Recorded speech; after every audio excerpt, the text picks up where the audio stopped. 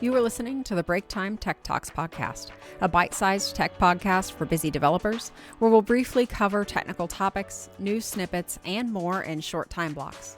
I'm your host, Jennifer Reif, an avid developer and problem solver with special interest in data, learning, and all things technology. I hope you enjoyed last week's episode with William Lyon. I know I did. It was great to shake up topics and learn something new. Even with the holidays fast approaching, nothing at work, at least for me, seems to be slowing down. I have 3 virtual events between this week and next week, plus a few other tasks in the mix. I'll get to baking cookies and reading books here in a couple of weeks, though. Until then, I spent some time with Quarkus and Langchain4j again, and I'll share the obstacles I've conquered and some new ones I found as well. Then I'll wrap up this episode with a couple of videos I've watched recently. To start us off, I want to talk about the time that I spent with Quarkus and Langchain4j this week.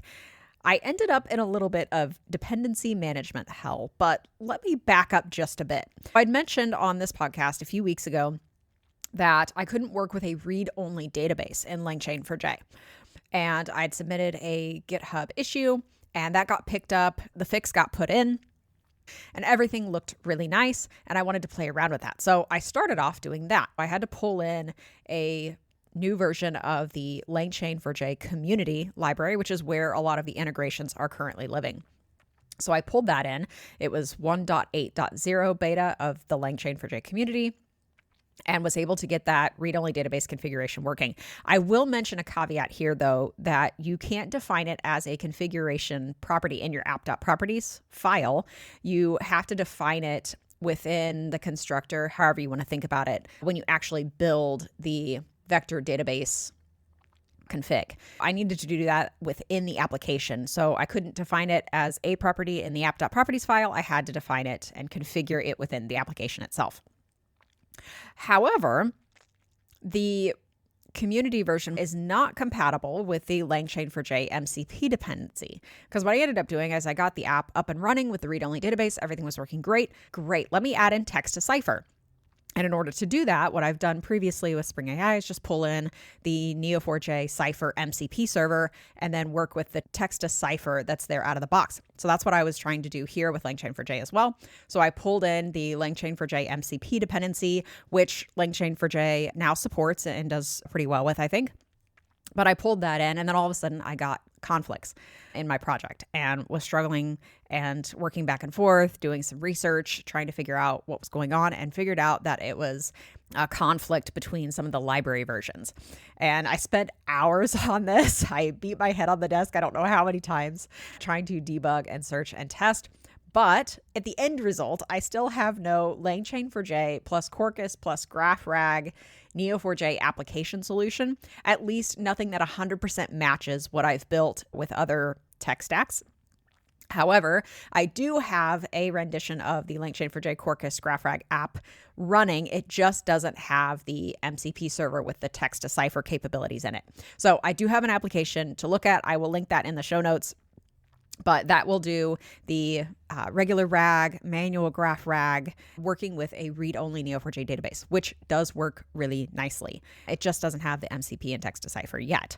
So I will continue working on this, but this is where I am, and this is how I got there so far.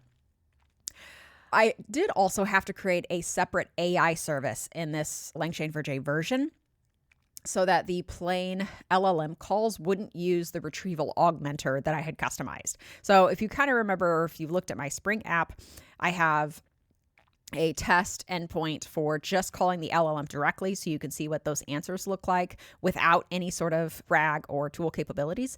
And then I kind of build up from there. I go into vector RAG and then graph RAG and then tool calling with a little bit of agentic type stuff. And then you have the MCP in there as well. Now, the problem is that I couldn't customize per request, or at least I haven't found a way to do it, customize per request when to use the retrieval augmenter for the retrieval strategy versus just a regular LLM call. And so I just created a separate AI service. So there is an additional class in there. And I think that's just the way that Quarkus kind of structures their application and the way they configure the calls to do that. So I have the application out there. You can take a look at it, but it does differ slightly in some of the architectural stuff. I think just because the frameworks differ in the way they approach things. And there is no way to customize the config per call without rebuilding the whole config object every time. Okay, that covers the GraphRag and Langchain4j and Quarkus journey that I'm on so far. I do have a couple of upcoming events. Next week, I have an O'Reilly GraphRag Fundamentals workshop that is entirely virtual. That will be on Thursday. I'll have links in the show notes if you're interested in joining that. If you have an O'Reilly account, great. If you don't, you can sign up for a free trial. I think it's a 30-day one if you're interested in popping in and attending it. Otherwise, you can catch me in lots of other places as well. I also have a short virtual presentation at the Global Big Data Conference next week on December 15th. You can check out the full schedule. I'll leave a link to that in the show notes as well if you're interested in catching that. It will be a 15-minute slot there. I did catch up on a couple of videos this week, which I was really excited about. I had a busy week, but I was able to get some things watched and soak up some information. The first is called GenAI Grows Up, Building Production-Ready Agents on the JVM. And this is by Rod Johnson. It was presented at GoTo Chicago for this year, 2025. Rod Johnson is one of the founders of Spring. He's heavily involved in the Java ecosystem, and this presentation is definitely skewed in the favor of Java. So I will give you forewarning now if you're not a Java dev. He has a new open source project called Embabel.